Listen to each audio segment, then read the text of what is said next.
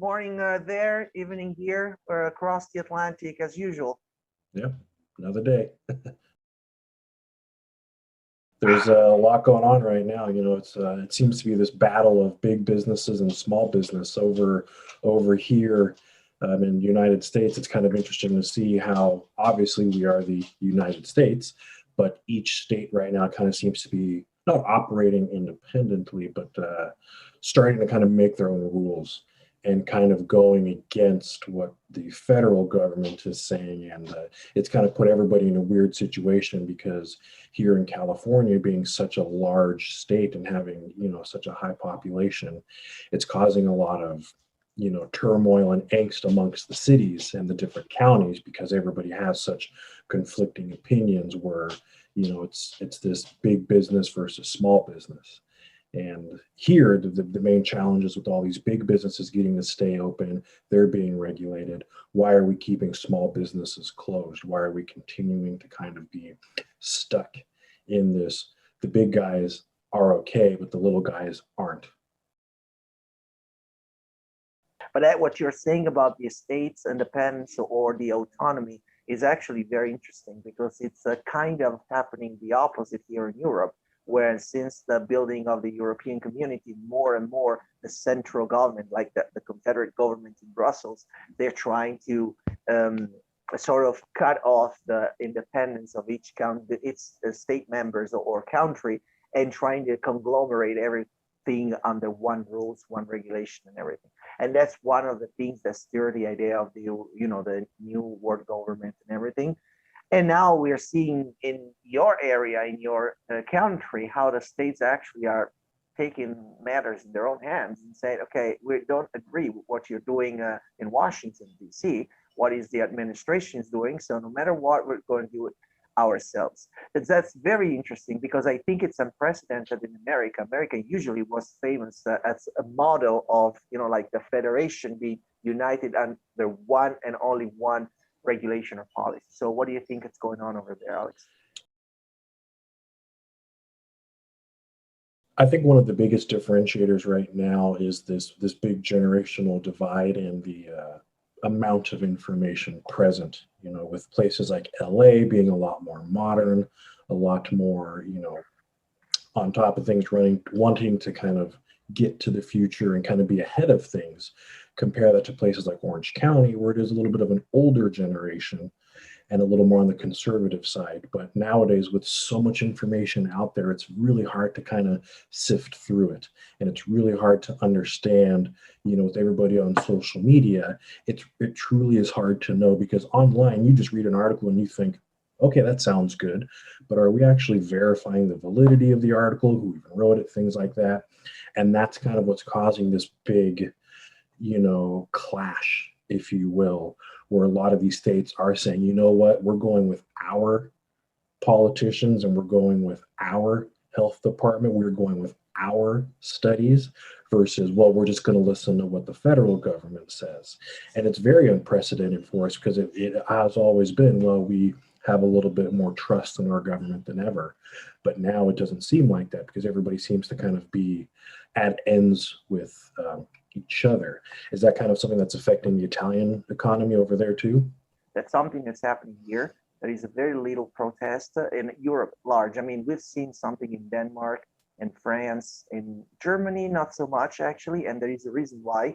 And economy-wise, in Italy, we're assisting at something like more stalemate, that everybody's waiting for the European Council to issue regulations. And we all know, at least people with a certain education know that that's wrong because that's always been wrong. One of the reasons why of the big economic crisis of our times are the big supranational organizations that in fact are not doing the interest of the local identities. And what you said, it's very correct.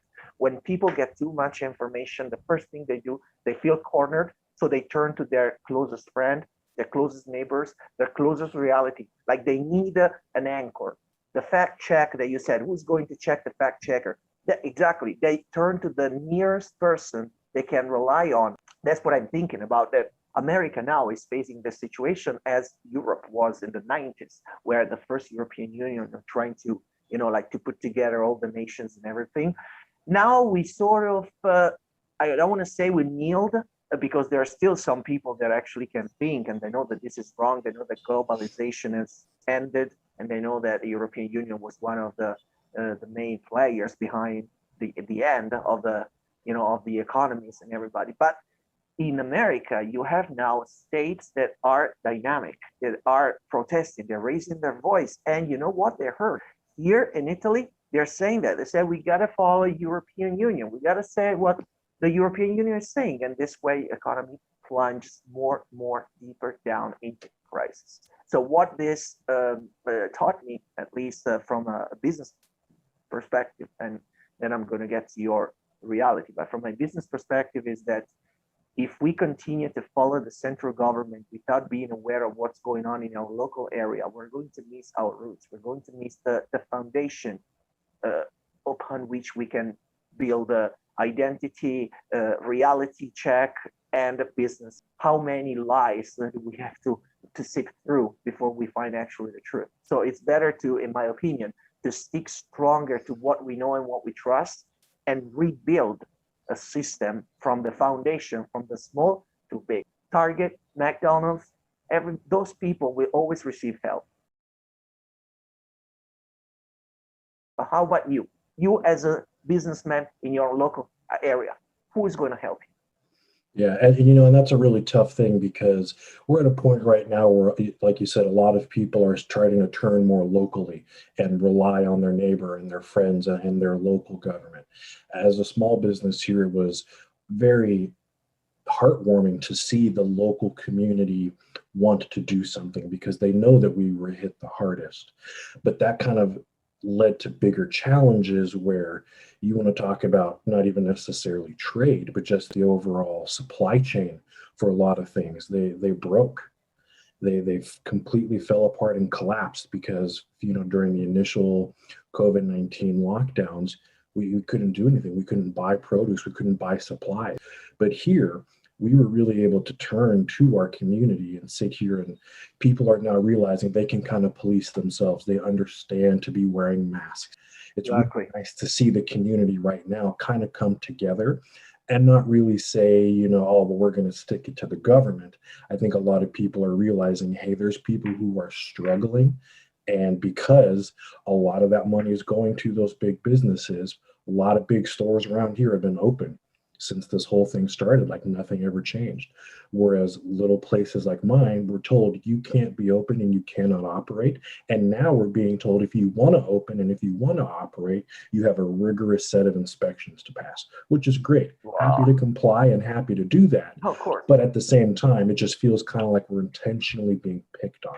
I don't understand why they have to pick on you, like because you're a single business or a local business that don't shut down 10-15% of the big chains like McDonald's or Starbucks or Target. They have hundreds of locations. Just cut them through, like diminish those branches and try to raise more local business. In this time of crisis, the priority should be stay healthy, keep healthy. How? But first of all, is the food. So they should be very there. I mean, the administration and the FDA, the CDC, all the organization, all the WHO for that matter, they should foster the young entrepreneurs like you. Yep. Why they do it? They don't do it. Why they don't understand it? There is a big push here, where I live in the heart of Orange County. There are a lot of small businesses out here, and you are starting to see kind of a change in some of the bigger grocery stores that do promote more local brands. You're now actually starting to see physical little placards that say local, that some of the big businesses are taking that into consideration. I don't want people at these big corporations to lose their job. It would just be nice to see the government kind of shift some of that balance to kind of help us little guys. It's discouraging to see, and here in California is a very big prime example, where we have a governor and then you have individual mayors and local government people where they're all on different pages, and it's causing more turmoil than it really needs to does. And it's hard to see because we don't get a lot of trade in here right now. It's interstate travel is still allowed. I can't imagine how travel is over there and trade is for you right now. Well, it's not easy. I think we can still travel, but there is a lot of confusion about how to regulate who's coming in and out. I mean, technically the Schengen area, so all the European members, they can travel freely, but then they give you a lot of that. The economy, it seems to me that the economy is also at a stalemate. Like they're trying to understand what course to give to the economy, to the world economy. Right now, the hot topics in world economy is vaccines, pharmaceuticals, drugs, in order to keep healthy. But my question is, what if we have less meds and more vitamins and more education about how to do sports, be healthy, and take the right amount of vitamins? So in this time of crisis, I think the governments, if it's real that we have this pandemic and this huge medical crisis, the government should not foster the vaccine or the medicals or the pharmaceuticals. They should foster education about, okay, you have this crisis, then eat local, foster local business, but food and beverages, you should go local because the food that doesn't travel retains the majority of vitamins, and you have a better look on the quality. Yeah. So you talk about food, his ears perk up right away. He knows. See, here we do have that kind of what they call locally sourcing, but I think that's kind of the challenge, like you said, is it's too big of a picture right now. We're trying to fix one problem for everybody. Well, that's kind of what we have to start doing. And here in the United States, it does seem like that's starting to happen, where every county and every state is trying to go, we need to figure this out ourselves. And we'll just look to the government for our regular assistance versus kind of being forced into compliance. Everybody understands we have to be compliant, we have to work together on this, but until we can start fixing our problems on the same local level, worldwide, it's never going to change. No, exactly. But if you have that vision, it means that the governments are still fostering the multinationals agenda, because that's exactly what they are looking at and what they want. And that's not right. You're absolutely, I'm totally with you. Local right now is the priority. In the United States, when you've got, fast food every, couple hundred feet of it, here, you've got McDonald's across the street from other fast food places, and it's just more. But at the same time, I wouldn't want to be eating any fish out of the LA County area. Right. So some of that can be a little more challenging, but it's going to be an interesting way to see what happens as we kind of continue to now push through this together and again see that alignment coming up a lot more. Okay, well, let's hope for the best as usual. That's the reason why Alex and I started this whole thing, and we always try to keep positive, to keep each other in touch. Of course, we can see you again for the next episode that we're going to be talking Absolutely. about.